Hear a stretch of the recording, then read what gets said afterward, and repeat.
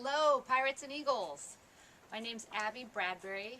I'm a pirate from the class of '94, and you're joining me here today at Valley Flora Farm, which is up Flores Creek in Langley's. My sister and mother and I run the farm up here.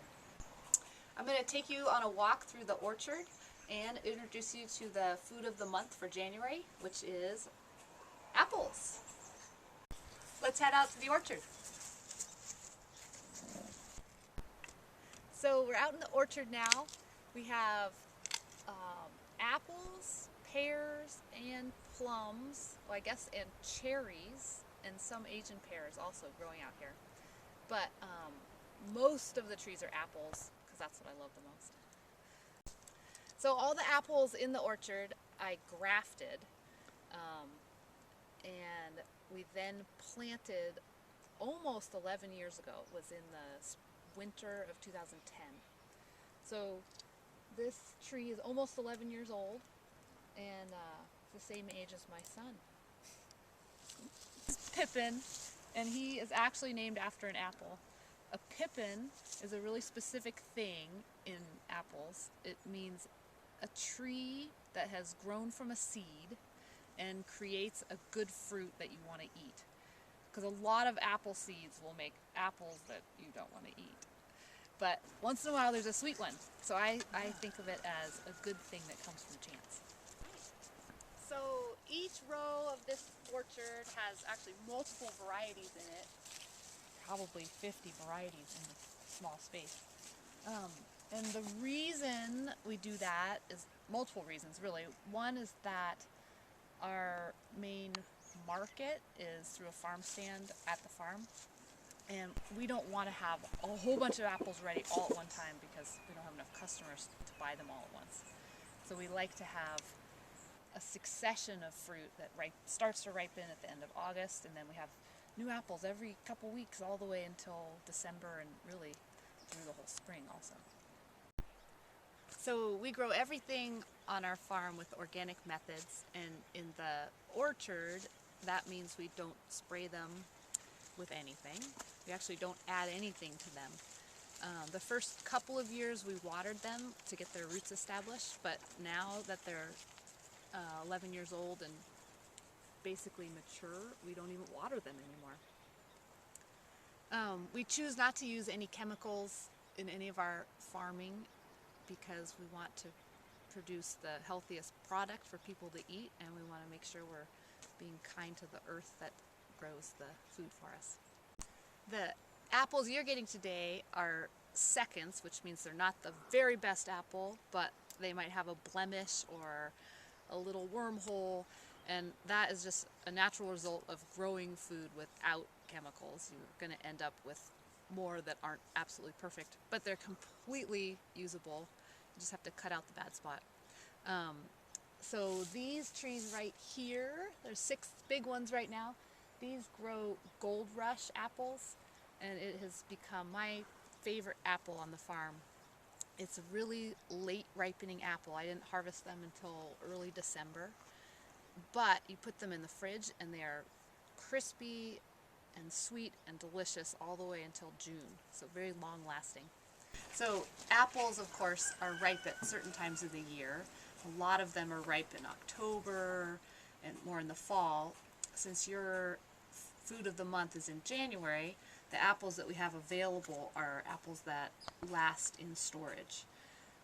Or also they're usually harvested later in the fall, and that allows them to last longer into the winter and spring. Alright, so this is the Fuji, which is the fresh eating apple. The Gold Rush, which is all around good for everything. Love that apple. This is Panova, which is especially good in pie. And the Wine Sap, which is great for sauce and cider. So I showed you my favorite apple tree in the orchard that produces my favorite apple. That is the Gold Rush right here. They're kind of funny. They're beautiful yellow apples, but a lot of times they have some marks on the outside that are just part of it. It's not because they're a second. But when you cut them open, they're so crispy and juicy, and they're sweet and tart, and they're delicious. They're good for baking, they're good for fresh eating. It's an all-around apple, and they last for 6 months in storage. This is a Fuji apple. You're probably familiar with them from the grocery store. I would say a Fuji is more of a fresh eating apple. It's very sweet, and when you're baking with an apple, you want to have tartness because you're going to add sugar, so it's good to have that contrast. But Fujis don't have a lot of tartness, so they're better to just cut and eat fresh. And this is a Pinova apple. It is specifically grown for baking, although they're really beautiful and they taste pretty good fresh also. But they hold their shape when they bake, and they do have the tartness that is good when you add sugar to them. I think it's the texture that especially makes them good for baking. They're just real fine-grained, and they make a nice pie. And this other apple, they're huge. They're called wine sap. Actually, technically it's a stamen wine sap. Really dark red. They have a thick skin, which makes them keep for a long time because it keeps all the moisture inside. And these are best for applesauce and cider, and they're also good for fresh eating, but I recommend peeling them to eat them because the skin really is tough. I don't recommend baking with these as much because they probably will get mushy in a pie or a crisp, and then you just have kind of applesauce in your pie. To peel or not to peel? Personally, when I'm baking, I always peel, but that's not true for everyone. I just like the smoothness of peeled apples. If you don't peel them, there'll be a little bit of a tougher part left in your baked good. But on the other hand, if I was using an apple fresh in salad or just to eat an apple, if it's a thin-skinned apple, I don't peel them. The wine sap, on the other hand, I would, because this is a tough, thick-skinned apple, and in any use, it will have sort of a chewiness that you might not want. Okay, there's a couple different options for peeling apples.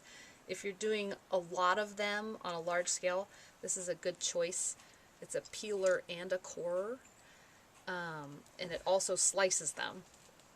And then I most often just use a vegetable peeler to take the skin off and a knife to cut them into the right size pieces.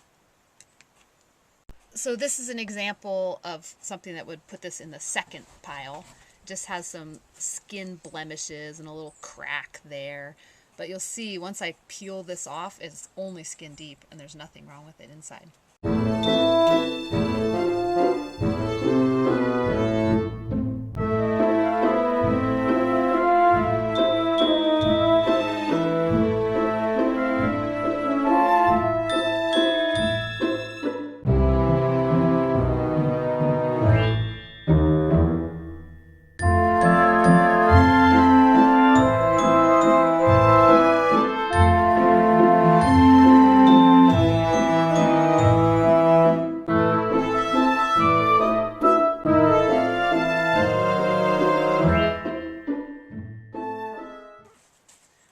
I hope you've learned something about apples today, and I hope you have a great time cooking with them and making delicious things to eat.